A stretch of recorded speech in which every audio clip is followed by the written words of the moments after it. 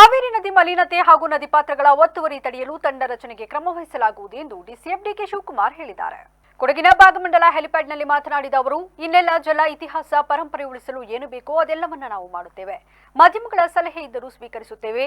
ವಿಶ್ವ ಜಲ ದಿನದ ಅಂಗವಾಗಿ 1 ವಾರಗಳ ಕಾಲ ಜಲ ಸಂರಕ್ಷಣೆ ಅಭಿಯಾನ ನಡೆಯಲಿದೆ. ನೀರಿನ ದುರ್ಬಳಕೆ ತಡೆಗಟ್ಟಿ ಸದ್ಬಳಕೆ ಮಾಡುವಂತೆ ಜಾಗೃತಿ ಮೂಡಿಸುವುದೇ ಕಾವೇರಿ ಆರತಿ ಉದ್ದೇಶ. ಕಳೆದ ವರ್ಷ ಉತ್ತಮ ಮಳೆಯಾದಂತೆ ಈ ವರ್ಷವೂ ಉತ್ತಮವಾಗಿ ಮಳೆಯಾಗಿ ಜನರ ಬದುಕು ಹಸನಾಗಲಿ ಎಂದು ತಲಕಾವೇರಿಯಲ್ಲಿ ಪೂಜೆ ಸಲ್ಲಿಸುತ್ತಿದ್ದೇನೆ. ನದಿ ತೀರದಲ್ಲಿ ಕಾವೇರಿ ಆರತಿ ಆಯೋಜಿಸಲು ಈಗಾಗಲೇ ಹಣ ಮೀಸಲಿಡಲಾಗಿದೆ. ಎಷ್ಟು ದಿನಗಳಿಗೆ ಒಮ್ಮೆ ಆರತಿ ಮಾಡಬೇಕು ಎನ್ನುವ ತೀರ್ಮಾನವನ್ನ ಮುಂದೆ ತಿಳಿಸಲಾಗುವುದು. ಆರತಿ ವೇಳೆ ಕೊಡಗಿನ ಕಲಾವಿದರು ಭಾಗವಹಿಸುವಂತೆ ನೋಡಿಕೊಳ್ಳಬೇಕು ಎಂದು ಮುಜರಾಯಿ, ನೀರಾವರಿ, ಕನ್ನಡ ಮತ್ತು ಸಂಸ್ಕೃತಿ ಇಲಾಖೆಯವರಿಗೆ ಸೂಚನೆ ನೀಡಲಾಗಿದೆ.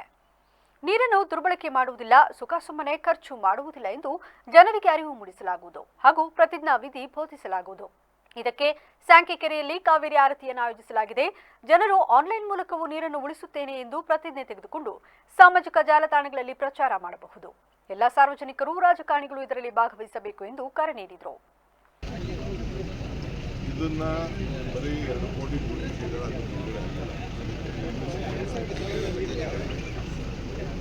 ಒಂದು ಪ್ರಸ್ತಾವನೆಯನ್ನು ನನ್ನ ಸರ್ಕಾರದ ಮುಂದೆ ಇದೆ. ಭಾಳ ಜನ ಮಕ್ಕಳು ಎಲ್ಲ ನಮ್ಮ ಮೈಸೂರು ಮಂಗಳೂರು ಯೂನಿವರ್ಸಿಟಿ ನಾವೆಲ್ಲ ಸೇರಿದ್ದು, ಅಲ್ಲಿಂದನೇ ನಮಗೆ ಒಳ್ಳೆಯದಿತ್ತು.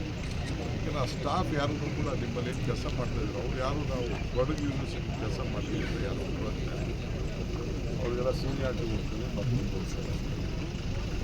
ನನಗೆ 2 ಶಾಸಕರು ಕೂಡ ನನ್ನ ಹತ್ರ ಕೊಡಗುದು ಹೆಸರು ಉಳಿಸ್ಕೊಳ್ಬೇಕು ಅಂತ ಅವ್ರಿಗೆ ಯಾವ ಯೂನಿವರ್ಸಿಟಿಗೂ ಮುಚ್ಚಕ್ಕಾಗಲ್ಲ, ಅಲ್ಲಿ ಮರ್ಜಿಂಗ್ ಮಾತ್ರ ಮಾಡಬೇಕು. ಸೊ ಹಿಂದೆ ಅವರು ಮರ್ಜ್ ಮಾಡಿ ಒಂದು ಹೊಸ ಯೂನಿವರ್ಸಿಟಿ ಟೈಪ್ ಅಂತ ಮಾಡಿ ನನಗೆ ನಮ್ಮ ಶಾಸಕರುಗಳು ಇಬ್ಬರು ಕೂಡ ಬಂದು ಈ ಕೊಡಗುದು ಉಳಿಸ್ಬೇಕು ಅನ್ನೋದು ಕೇಳ್ತಾ ಇದ್ದಾರೆ.